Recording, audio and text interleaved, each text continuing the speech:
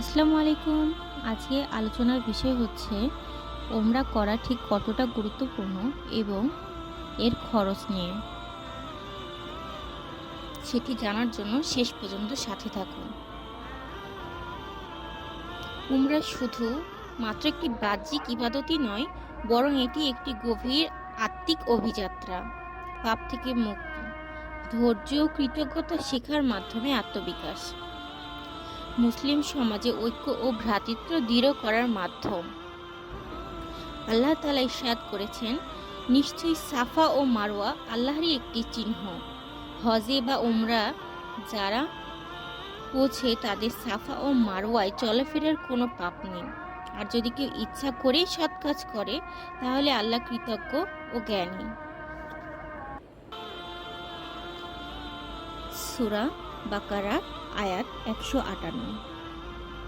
আর তোমরা হজ ও উমরাকে আল্লাহর উদ্দেশ্যে পরিপূর্ণভাবে পালন করো, এবং যখন নিরাপদ করবে তখন কেউ যদি হজ মাসে উমরা পর্যন্ত মিলিয়ে তার উপর সহজ হদি কুরবানি, আর যদি তা না পারে তবে হজের সময় ৩ দিন, এরপর ফিরলে ৭ দিন রোজা, মোট ১০ দিন। এমনই পূর্ণতা তাদের জন্য যাদের পরিবার মক্কা ও মসজিদে না থাকে। সূরা বাকারা আয়াত ১৯৬। এছাড়াও সূরা বাকারা আয়াত ১২৮ বলা আছে, হে আমাদের রব, আমাদের এবং আমাদের বংশের মধ্যে এমন একটি মুসলিম জাতি প্রতিষ্ঠা করো যিনি হজ ও উমরা প্রভৃতি আমাদের আনুষ্ঠানিকতা প্রদর্শন করে। আমাদের তওবা কবুল করো, নিশ্চয়ই তুমি পরম ক্ষমাশীল, পরম দয়ালু। উমরা পালনের পদ্ধতি সম্পর্কে আমরা সবাই জানি। এটি মূলত ৪টি কাজ: ইহরাম পরিধান করা, তাওয়াফ করা, সাই করা এবং মাথা মুন্ডন করা। আর মেয়েদের জন্য সামান্য পরিমাণে চুল কাটা। উমরা মোটামুটি ১ থেকে ১.৫ লক্ষ টাকার মধ্যেই প্রতিজনের খরচ সম্পূর্ণ হয়ে যায়। তবে শিশুদের ক্ষেত্রে খরচটি অবশ্যই কিছুটা কম থাকে। একটি পরিবার একজন বাচ্চা সহ ৩-৪ লাখ টাকার মধ্যেই খরচটি সম্পূর্ণ করতে পারে। এছাড়াও সৌদি আরবের জেদ্দা একটা গুরুত্বপূর্ণ ভূমিকা পালন করে। নবী মুহাম্মদ সাল্লাল্লাহু আলাইহি ওয়াসাল্লাম নিজে জেদ্দায় উপস্থিত না হলেও তার নেতৃত্বে পরবর্তী যুগে জেদ্দা হজের পথের কেন্দ্রবিন্দু হিসেবে বিকশিত হয়।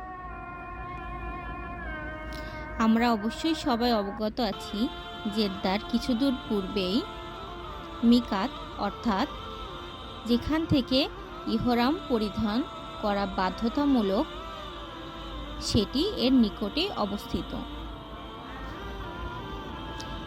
আর মদিনা, এটি তো অবশ্যই আমাদের নবী মুহাম্মদ সাল্লাল্লাহু আলাইহি ওয়াসাল্লামের একটি প্রিয় শহর, যেখানে তিনি হিজরত করেছিলেন এবং প্রথম মসজিদে কুবা সেখানে স্থাপন করেন।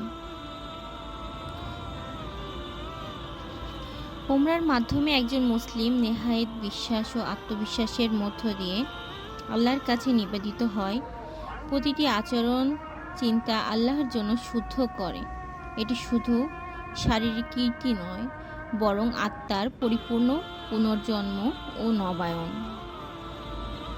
রমজানে উমরা করলে অনেক বেশি ফজিলত পাওয়া যায়।